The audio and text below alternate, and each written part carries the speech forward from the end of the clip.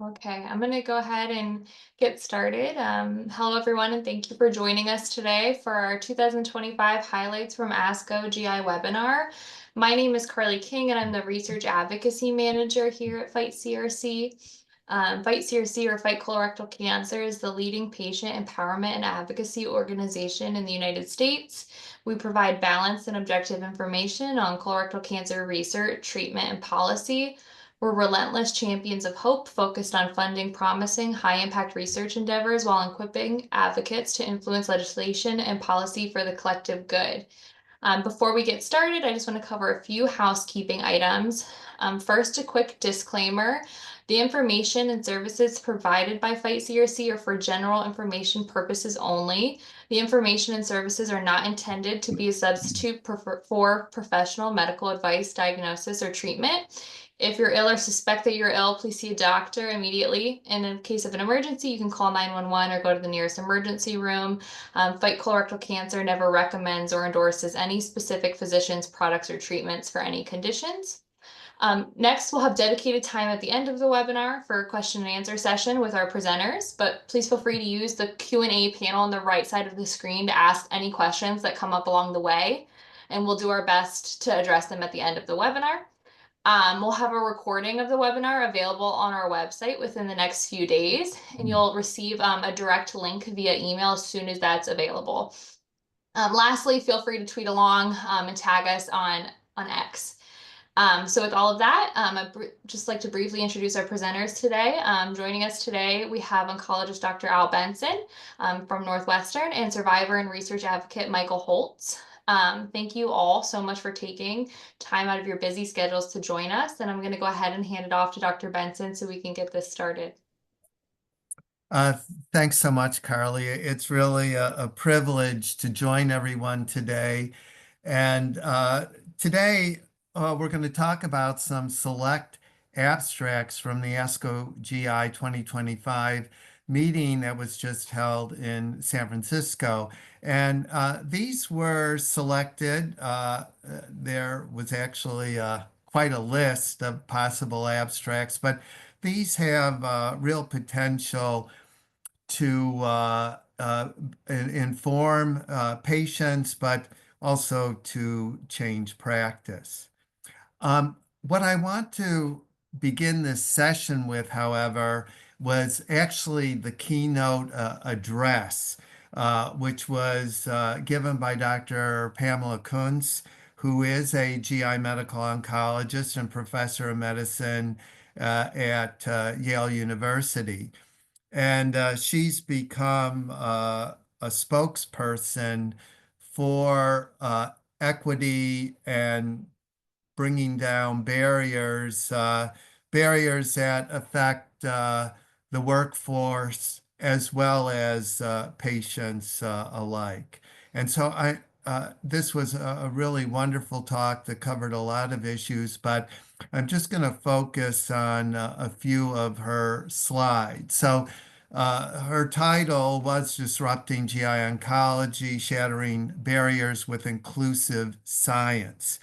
And a key point here that inclusive science includes a diversity of individuals and including a number of characteristics such as race, gender, and age, but also the important message about health equity, that everyone has a fair and just opportunity to attain their highest level of health. And of course, that means that people have to have good access to health care. And we know this remains a significant problem in our country. She also mentioned that ASCO does have a strategic plan. This was developed when Dr. Lori Pierce was president of ASCO, and this was an important theme for her presidency. But there were some overarching goals, and these involved research, education, and quality. So in terms of research, that clinical trials will more accurately represent patients with cancer and be routinely offered as a treatment option. Education issues at our workforce will reflect the diversity of our population and be able to deliver high quality, equitable care, and then quality to have fewer barriers to access cancer care, and that oncology practices will have the resources needed to truly be able to deliver comprehensive cancer care. Now, this slide, she was actually talking about advocacy for the healthcare professionals, but I also think it also is reflective of the job description for advocates, certainly in the cancer field. And our job description as both healthcare uh, people who help provide care for patients, but also for advocates and patients, the importance of educating. Certainly in the case of colorectal cancer, it's really important for people to understand the issues, including issues such as screening, to ask really important questions about how the field is evolving, and particularly where there are gaps or areas of misunderstanding. To collect data, having data not only from clinical trials, but also other forms of data that can provide important information about our population of people, in this case, who have colorectal cancer, collecting more data about people at risk, for example, and certainly in this era of genomics that we are really maximizing our ability to understand human biology and also to find solutions for issues that we identify and to enact change when change is needed. And I think this message of tearing down barriers that prevent equity and diversity within our workforce and providing equitable care to our patients are certainly representative of areas where change is needed. Also important is the area of social determinants or social drivers of health and cancer care. Excuse me, there are a number of these drivers, and they include issues such as transportation, poverty, lack of access to quality food as some really important examples. And we've learned over time that if we don't address these issues, they can have profound impact on how well people respond to treatment for their cancers and how long they may even survive. And uh, uh, historically, our clinical trials have not often addressed these types of issues. And now there's much more attention and trying to embed understanding of these social determinants in our clinical trials, but also should be an important component of comprehensive cancer care delivery. Dr. Kuhn spoke about increasing accrual to unrepresented populations and how we advance equity. And they're listed here. They include broadening eligibility criteria, using AI that has great potential to help us in design of trials, facilitating enrollment for non-English speaking patients. Um, Importantly, to increase knowledge and access of care for people who live in rural communities where resources may certainly not be as available. to minimize travel requirements. This is where issues such as telemedicine can come in, create patient-centric trial designs, and also to incorporate these type of ideas in clinical trial training programs. So with that, this just represents a fraction of what Dr. Kuntz mentioned. And I would invite Michael Holtz to perhaps give his read on this presentation. Thanks, Dr. Benson. Like you, I thought Dr. Kuntz did a really great job of blending together some of her lived experience with gender discrimination that she's experienced as a woman in oncology, with social determinants of health, and ultimately leading to better clinical trials and better practice outcomes. And we're living in this time of pushback against all things diversity, and not to get too deeply political, because I know we don't want to go there, but there is pushback, and some of that comes from, as she mentioned, threat to personal identity, threat to social identity, denial that there's a problem, that if there is a problem, it's not mine. And that, there are other problems that may be more important. She called that kind of the 3Ds: the denial, disengagement, and derailment. But ultimately, as we know, particularly as advocates in the cancer space, cancer care and research aren't and shouldn't be political. Um, Patients should stay at the center of research and of care. Um, and ultimately, she said, the work stays the same regardless of the language we use to identify people, identify our patients. So, I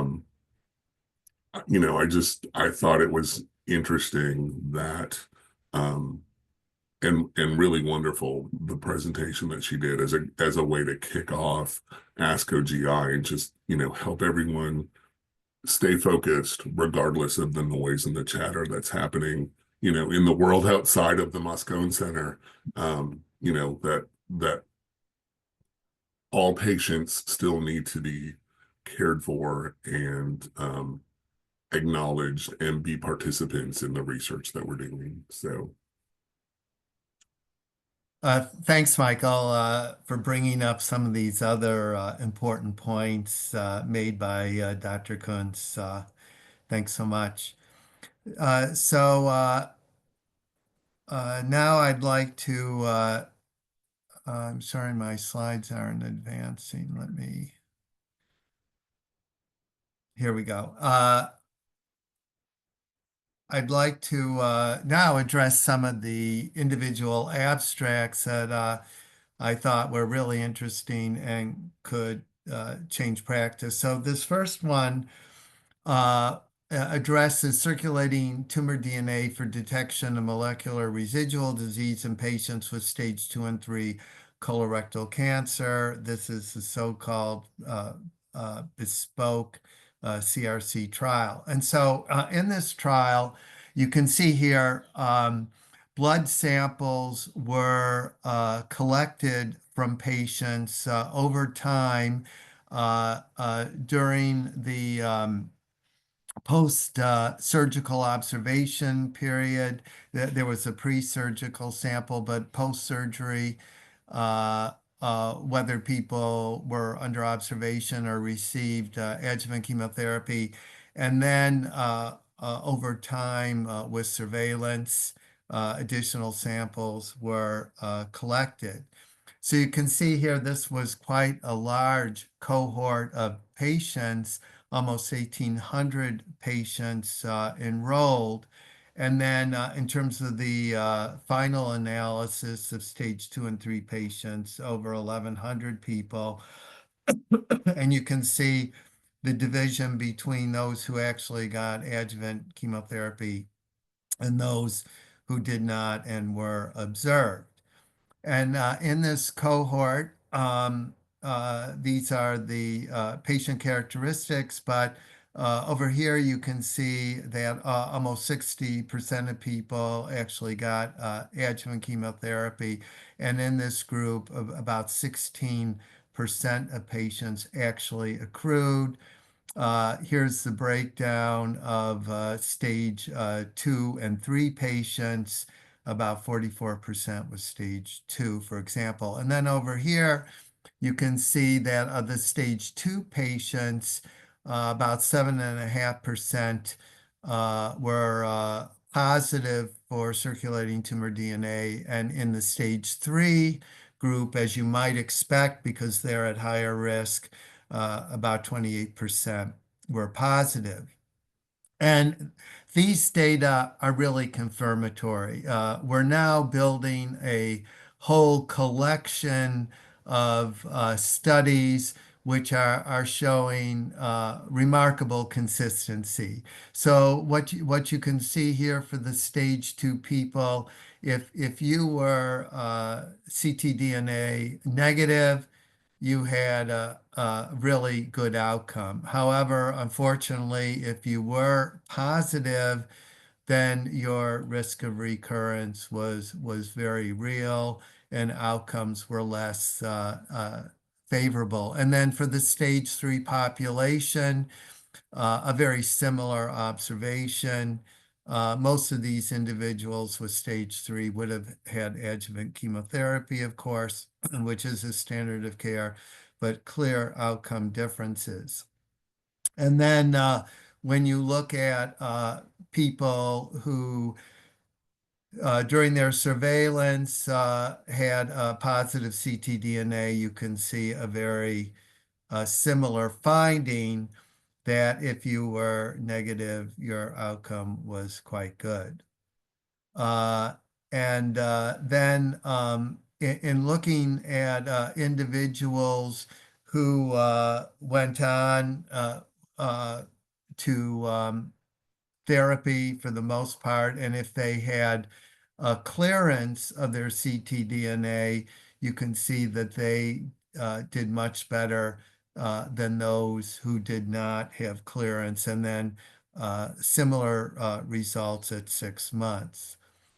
So in terms of a summary here, what is this study about? Well, this was a large research project that looked at how circulating tumor DNA can help clinicians detect remaining cancer cells after surgery, despite having really good surgery, and guide treatment for patients with stage 2 and 3 colorectal cancer. And so it found that 16% of patients uh, with the results from ctDNA led oncologists to change the treatment to better suit their condition and help confirm that their planned treatment was appropriate for the vast majority.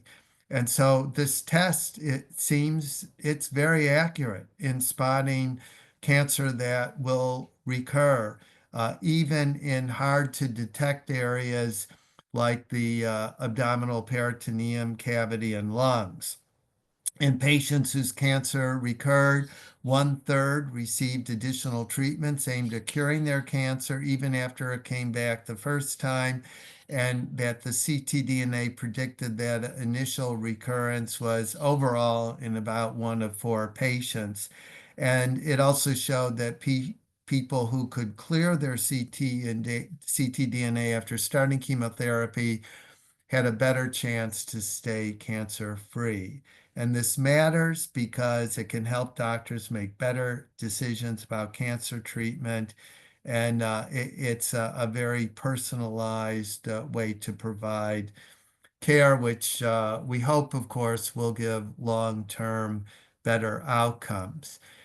So with this, I again would ask Michael for his comments on this study result. Well, Dr. Benson, we heard several times on Saturday about, practice changing outcomes from some of these clinical trials. And this, may be one of them. And there was also between the rapid abstract sessions, kind of a debate, right, about the role of ctDNA testing in the clinical setting as sort of, an everyday practice. And um, I wondered as I was listening to that if the cat sort of wasn't already out of the bag in terms of, like, I know a lot of patients who are already doing ctDNA testing. So the question may have better been focused on, access and affordability and insurance coverage, and which I know, one of the doctors in that conversation talked about. But these tests are happening and they're getting better. They're becoming more sensitive for patients to detect that circulating tumor DNA, as several of the studies we heard about on Saturday referenced. And um, I thought this was exciting. I thought, for the advocates I was sitting with, we're excited to, hear about this particular study. So. Thanks, and you're certainly correct. These type of tests are commercially available. A number of companies offer them, and more people are getting tested. And we hope these type of studies help provide some guidance as to how to use the results and perhaps what to do. Now, the next study, this looked at emerging data from a very important NCI cooperative group study. And this particular component of the study was looking at the prognostic and predictive role of circulating tumor DNA again. And this was for the stage 3 colon cancer population who did receive adjuvant chemotherapy, which I'll outline, with the nonsteroidal anti-inflammatory drug celecoxib. And so a key takeaway, and we'll look at some of the results. Now, this was a post hoc analysis, meaning it wasn't necessarily a planned initial component of the trial, but as is often true with clinical trials, we can make other observations as we gather data from the clinical trials, even if such were not part of the initial design. So this looked at a subset of these randomized patients in this phase 3 trial, looking at the ctDNA status after surgery and prior to starting adjuvant therapy, showing that once again, this ctDNA result is highly prognostic for disease-free survival and overall survivorship. The ctDNA positivity also appeared predictive of the benefit of adjuvant celecoxib for disease-free survival and overall survival. And so the results suggest a potential role for ctDNA in determining which patients should consider celecoxib in addition to standard FOLFOX adjuvant therapy. So the background, of course, 1/3 of patients diagnosed with colon cancer have regional lymph node involvement and are stage 3. Despite optimal surgery and adjuvant chemotherapy, 20 to 60% of patients with stage 3 disease will have recurrent disease, which does depend on the T stage, which refers to tumor, and the depth of penetration through the bowel wall of the tumor and the number of positive lymph nodes. And clearly, we need additional strategies beyond the standard chemotherapy to reduce risk of recurrent disease and improve survival. And that post-surgical circulating tumor DNA may help guide these adjuvant treatment decisions.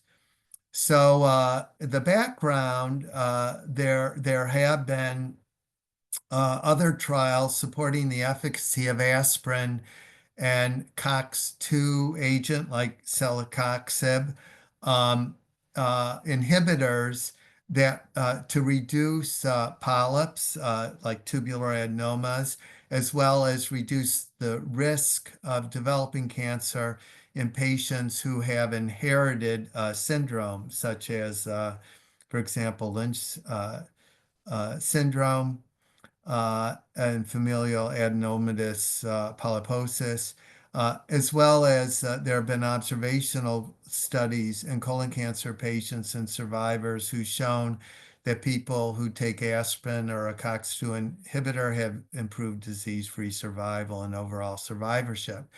So this particular cooperative group trial was for the stage 3 population. And you can see they were randomized to receive either 6 cycles, meaning 3 months, versus 12 cycles, meaning 6 months of adjuvant FOLFOX. Um, and that for each of these groups, with or without the addition of celecoxib, this was a very large study of over 2,500 patients. And so if you looked at the overall population, there was no statistically significant association between the addition of celecoxib and disease-free survival. It did not, the treatment did not significantly show any difference according to whether people got 3 or 6 months of FOLFOX. However, with this separation of the curves, it suggested perhaps there were subgroups of patients who might have a benefit if they got celecoxib. So in this population, there were actually over 1,000 patients who were able to have ctDNA testing.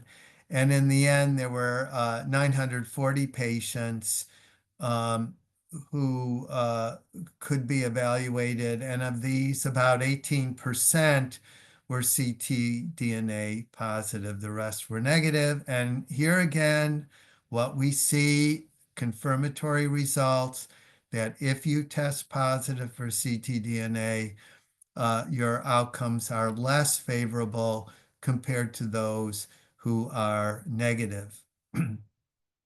And then overall survival, a very similar pattern. In fact, what was really encouraging, that if you were ctDNA negative, over 91% of patients did not recur. So those are really encouraging results. Now, looking at the celecoxib group, these top curves, so if you were ctDNA negative, it didn't appear that celecoxib offered you any benefit. And that is probably because people just did so well. As I said, over 90% of people did very well. However, if you were positive, it did look like celecoxib had a significant benefit in terms of outcomes compared to those who were assigned the placebo arm. And then also, if you look at overall survival, again, a very similar pattern, that if you were ctDNA positive, suggesting you in fact benefited to receiving celecoxib. And then in addition, I'm going to talk a little bit further about testing tumors for PIK3. And this was the wild type population. And this showed that even in the wild type population, that there was benefit. So there are limitations to this study. It was post hoc. It wasn't an initially planned assessment. Also, ctDNA status wasn't used to select the patients who actually got celecoxib, and it is just a subset of the whole population. However, what the research tells us is that a blood-based DNA test for residual tumor conducted right after a patient has surgery to remove their primary colon cancer can help predict which patients are more likely to have a recurrence and could help determine whether they should take an oral drug that would help prevent recurrence of their colon cancer. And so, who does this research impact? Well, these were patients who had successful surgery for their adenocarcinoma of the colon, did not have evidence of metastatic disease, at least as best determined at the time of their initial presentation and treatment. So it does show how a blood-based DNA test for residual tumor after surgery could be used to tailor an individual's patient's therapy to reduce the chance of tumor recurrence, and in this case, with the drug celecoxib. So I think this is also potentially practice changing. And Michael, what's your read on this? Yeah, I was excited about this study, and I felt after hearing about it, knowing that it's a retrospective study, that, perhaps, more research, actual research on the use of celecoxib on patients post ctDNA would perhaps yield, that practice changing data, and so maybe more study is needed on this particular protocol. And, I know we'll talk about low dose aspirin in a little bit, but the role of non-steroidal anti-inflammatories is also one of those issues that sort of came up a couple of times during ASCO GI. So, an important area for further study, I think. Yeah, I think the really important findings, and we'll see what develops in the future. So as Michael just mentioned, we're now going to talk about low dose aspirin. This was a study conducted in Scandinavian countries. And looking at recurrence rates in colorectal cancer for those who received low dose aspirin and had PI3K pathway alterations. So the takeaway from this study to begin is that it's a first biomarker-driven randomized study on adjuvant aspirin in patients with colorectal cancer, which met its primary endpoint. So this was actually a study designed to look at the impact of aspirin. And this was a low dose, 160 milligrams of aspirin given after surgery, which reduced the recurrence rate in patients with colorectal cancer who had the PIK3CA somatic alterations in their tumor, and the reduction was more than 50%.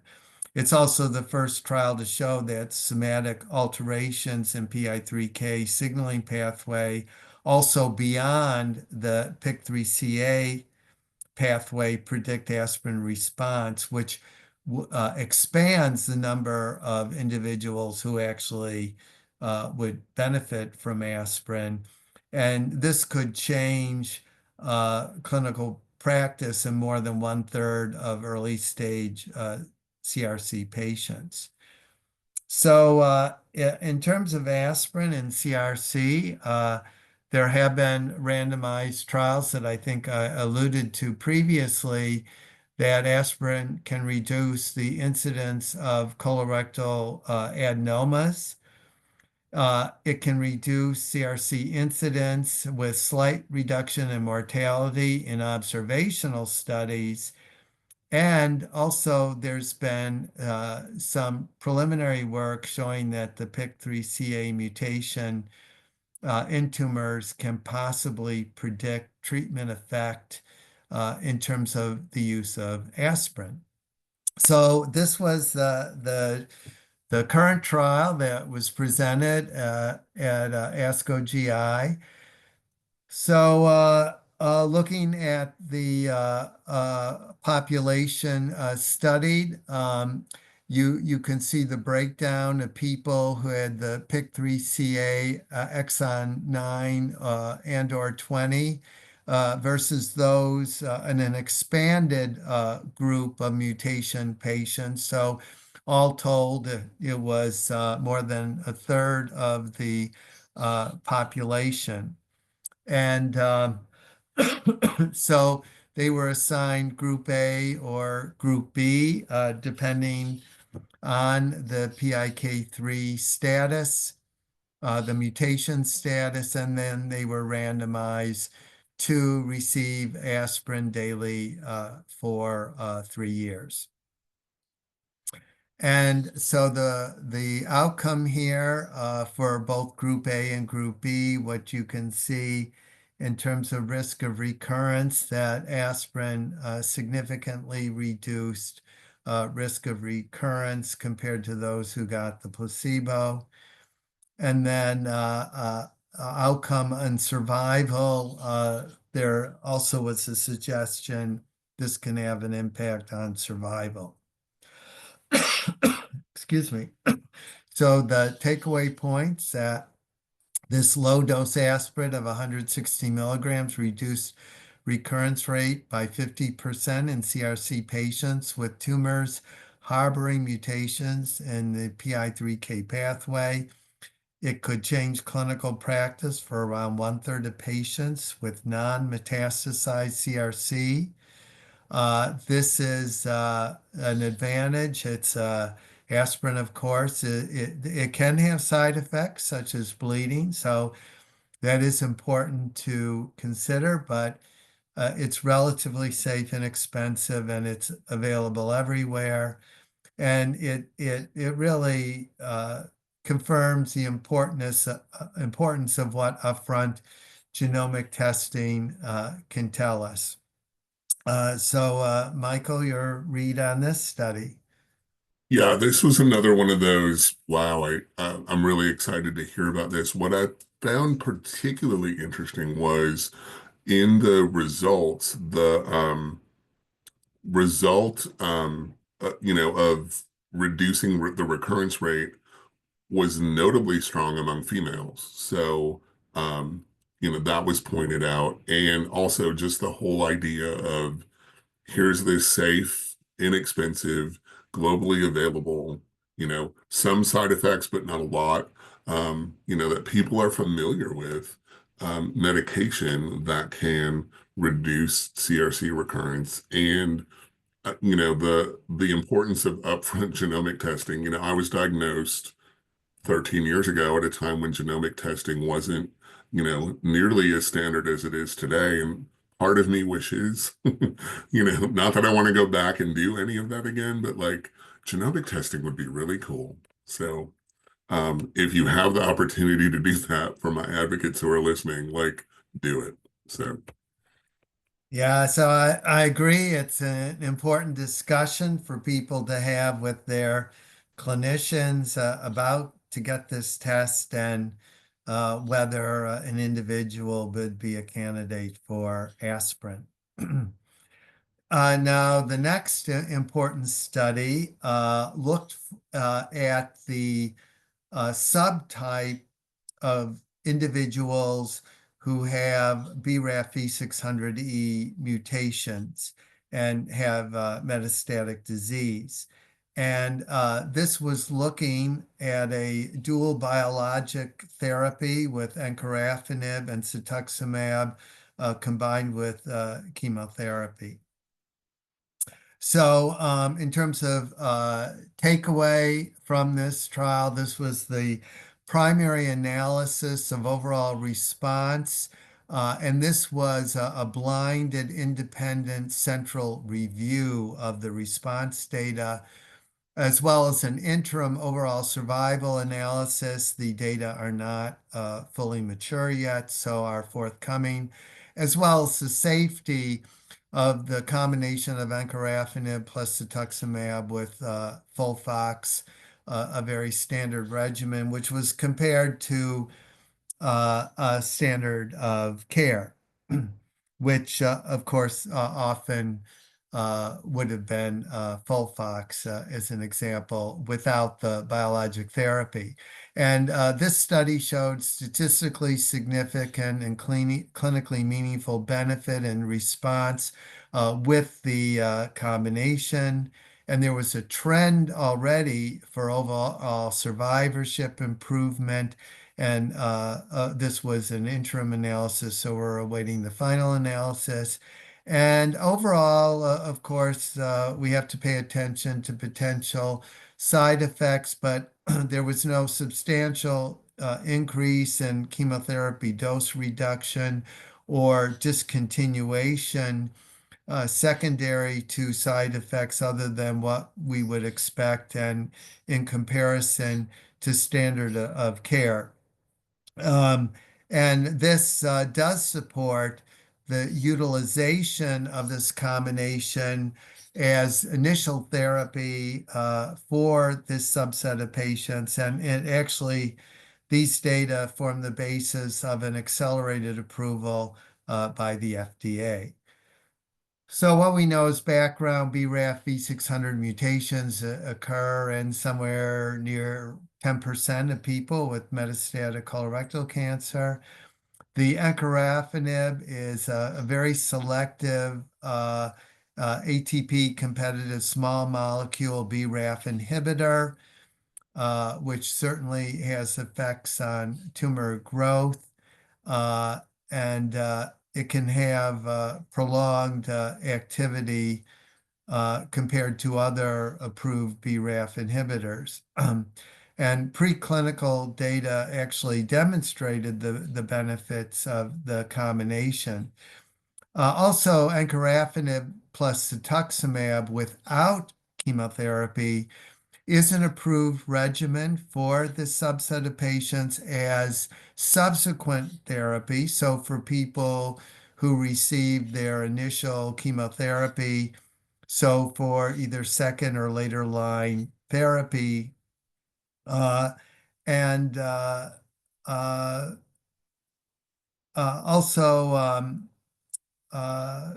that, as mentioned, there were data looking at safety without significant impact on the safety. So here's the randomized group of people. So these are folks who had not had previous treatment for their metastatic disease. There were actually 3 arms, although this first arm, which was just the encorafenib cetuximab treatment, which we currently use for this population, as I mentioned, as later line therapy.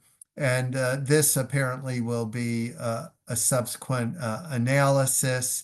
For the purposes of this presentation, it included the group that had standard of care treatment versus the combination of encorafenib, cetuximab, and FOLFOX chemotherapy. And what you can see here, there was a response advantage for those patients who received the combination compared to standard of care. And there was improved duration of response, even going out to 12 months for those individuals who received the combination. As I mentioned, overall survivorship is not mature, but there's a suggestion of a benefit here for the combination. So in terms of what did this research tell us? That there's a larger proportion of patients with metastatic colorectal cancer who have BRAF V600E mutation in their tumor who received encorafenib and FOLFOX had their tumor shrink after treatment than those who received standard of care. These patients appear to live longer after the start of treatment compared to those in the standard of care group. However, there was a low number of patients who died at the time of this analysis, and therefore we cannot make definitive conclusions about survivorship, and we will have more data in the future. So people who have the potential to benefit from this observation are those who have colon or rectal cancer that's spread to other parts of the body. In other words, have metastatic disease, who have this particular mutation. And this was also relevant to people who had not had previous treatment. And so I think we can say this is a new standard of care for people with this mutation.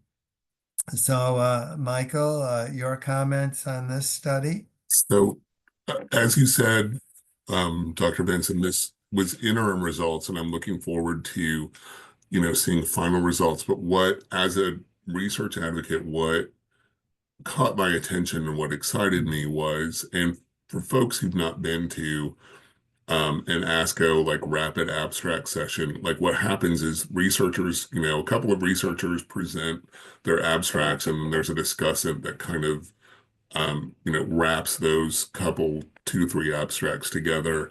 And Dr. Messerschmidt from the University of Colorado, like, stood up after he talked about this one and the Ipi-Nivo, the checkmate study, and said, basically said out loud, some of these have slides that say they're practice changing, but he said out loud, like, this is a practice changing, study. And for me, that was exciting just to hear that, and even, with FOLFOX, you can change, what patients are experiencing by adding another component to the protocol.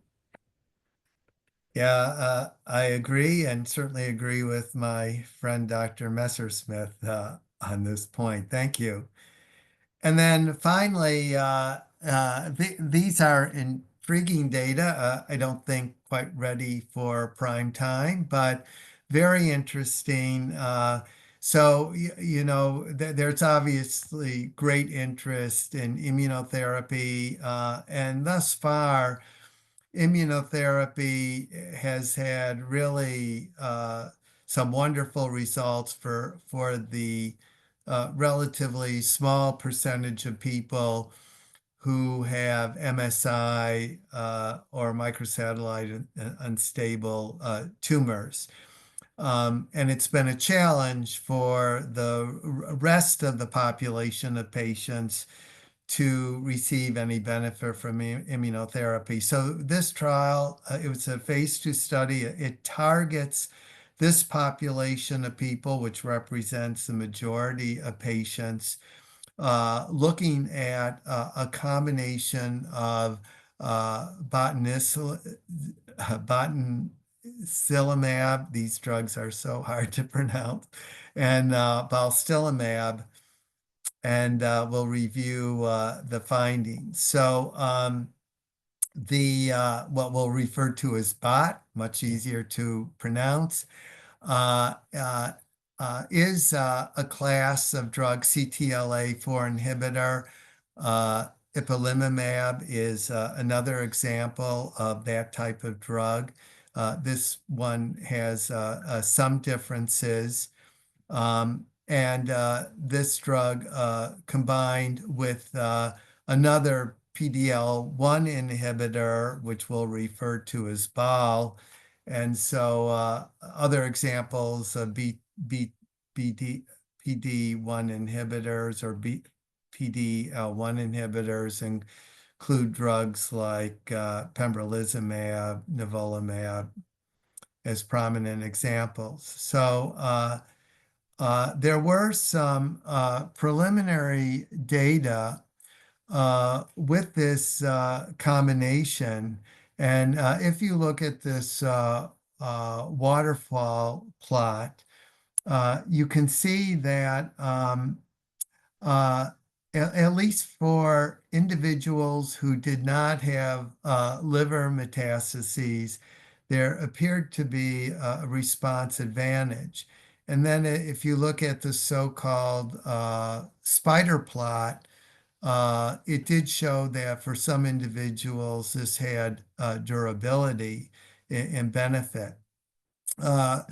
this whole issue of, are there differences in response to treatment, comparing those with liver metastases and those who do not have liver metastases, is definitely a work in progress, trying to get a better understanding of the differences perhaps in these populations of patients. But this is what these preliminary data suggested. So in terms of this trial, it looked at single agent BOT at both a 75 milligram and 150 milligram dose, and then the BOT bol combination, keeping the bol dose the same but adjusting the BOT dose. And then there was a standard of care for this previously treated population. So these were people who already had oxaliplatin and irinotecan, for example. And so they could have received the long-surf drug, which is trifluridine tipiracil, or regorafenib. And so what this study showed overall, that there was a response advantage for people who got the combination, and very much less so for those individuals who received the BOT monotherapy. And then you can see the spider plot showing that there was some durability with combination not seen with the single agent. And then if you then looked at higher dosing, there were some responses in the monotherapy group with some durability, but again, the combination appeared to have an overall advantage. Now, these are the standard of care arms, and these are what you might expect, that there's not prolonged benefit and very limited responses seen.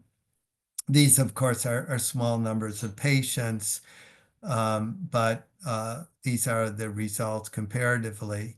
There were some differences in toxicities looking at the higher dose compared to the lower dose. And so overall, when this was evaluated in terms of the risk-benefit ratio, in terms of efficacy and toxicity, it was felt that the 75 milligram BOT dose was preferred.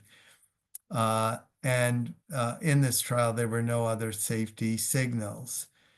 So this study examined a combination therapy with BOT and bol for patients with colorectal cancer, and these were people who had progressed after chemotherapy. And it looked at these two different doses of BOT when combined with a set dose of bol compared to standard of care. And the study met its objectives. And there will be additional data that will be presented. And so this is a step forward, I think, which will require further investigation.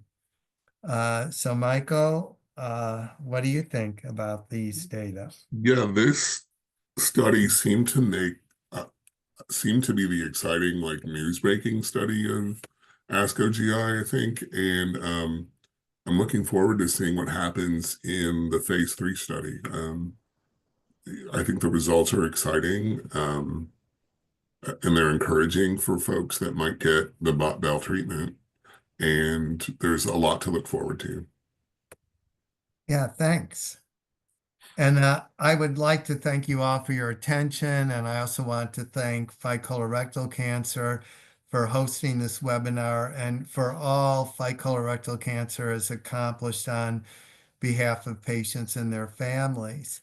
And so I think this goes back to Carli for questions. Yeah, thank you so much, Dr. Benson and Michael. Really appreciate all your guys' insights. Real quick, we have a few questions, so we'll see what we can squeeze in here.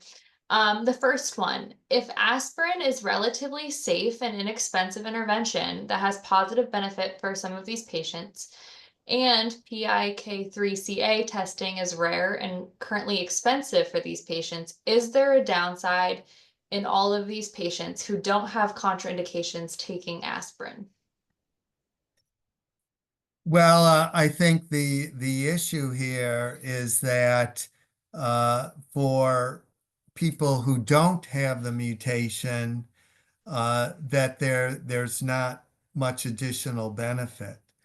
Now, the celecoxib study, which looked at the wild type people, again, it wasn't necessarily planned a subset, but those individuals did appear to benefit from celecoxib. But I think right now, there is a risk with aspirin, as I mentioned. People can get ulcers, they can bleed. But right now, I think we have to say that if you're going to use aspirin, the best group of people to receive such are those who have the mutation. And now, we're doing more and more NGS testing. And so I think more and more people will readily have these results. And certainly it's worth discussing with your clinician about what you should do. Thank you. There's another question about the aspirin study. It says it seems that all patients in the study had some type of PI3K pathway alteration and then was split into groups either with the PIK3CA mutation or other mutations. It does not really have a population without any PI3K alterations, correct? No, no, it was over a third of people who had the alteration. And then they said, if so, how does or does it not imply anything about those without the PI3K mutation? Yeah, so yeah, it's a similar question, at least right now in terms of low dose aspirin. I don't think we can recommend it for the non-mutated group. Yeah, Michael may have some feelings about this too, when he looks at this.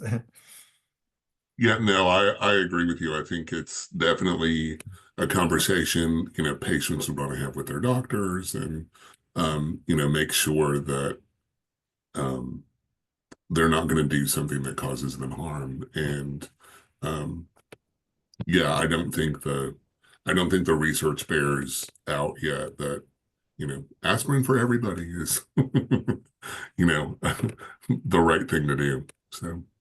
Well, and clearly there'll be much more work, including maybe additional real world data on the use of aspirin. But nonetheless, and it does make sense that a non-steroidal anti-inflammatory drug would have benefit, and it's certainly worth talking about, and certainly very much worth doing continued research in the area.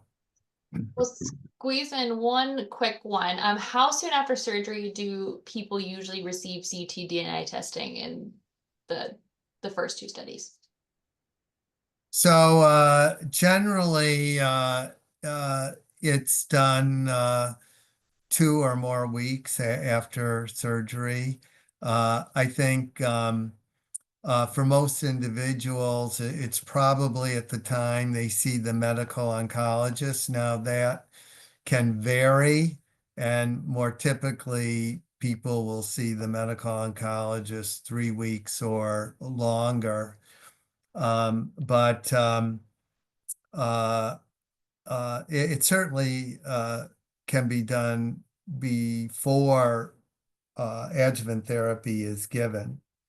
But anytime after 2 weeks or so, I think is generally the case now. Awesome. Well, thank you, Dr. Benson and Michael, for spending your time with us today and for all the great info. And thank you to everyone that tuned in. I'll send out the recording and it will be live on the website once we have it. And hopefully we'll do this again soon. So Thanks, everyone. thank you guys. Bye.